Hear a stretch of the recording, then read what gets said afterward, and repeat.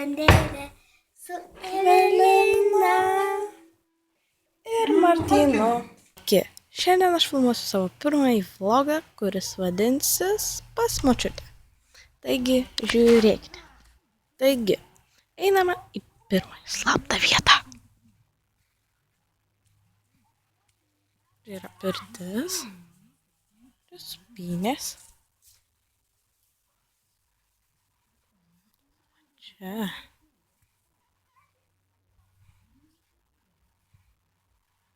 Tai čia yra praėjimas į šią slaptą vietą.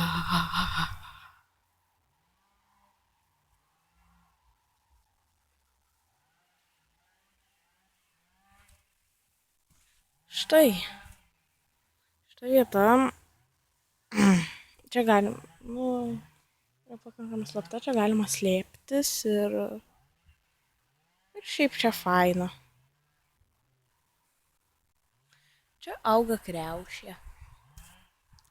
Toliau mes eisime tiesiog apvaikščioti teritoriją iš lauko ir pasižiūrėti. Bet čia viena slapčiausių vietų, yra dar viena. Man patinka šis praėjimas.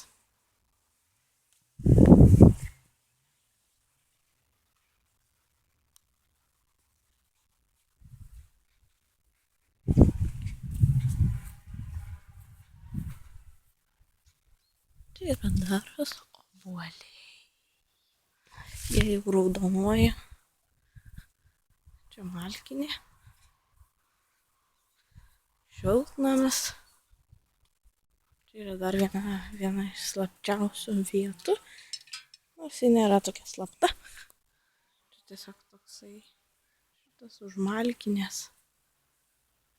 Taip pat galima užlipti beveik ant stogo. Tai čia. Aš čia norėčiau užlipti, bet reikia kopečių. Čia faina. Gerai, lipu žemę. Tai čia. Čia mes grįžtame kaip ir atgal. Ten yra įėjimas į namą, o slyvos. Ten jau auga slyvos. Nesąmonė. Gerai. Aš einu tiesiai ir link tokio praėjimo, kuris yra užstatytas šiukšliadėžė ir čia vartai jau nebeatsidaro.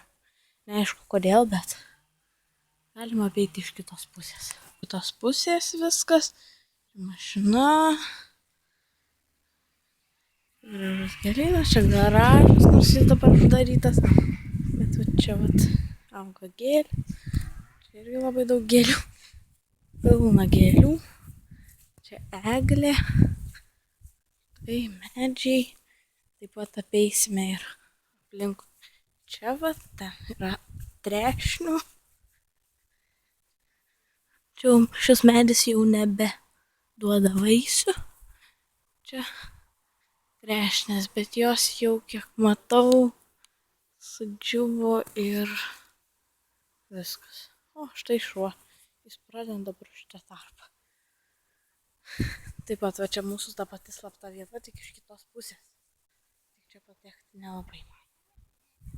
Štai. Taip. Mes apėjome ratą ir tai yra prūdas. Štai mano brolis Martynas. Pažiūrėkit, pas mus daržely tik neauga. Kaip norėsim užsiauginti ir valgyti kiek telpa. Ir manau, kad tai kaip ir pabaiga. Tik valandėlė su Evelina ir Martynu.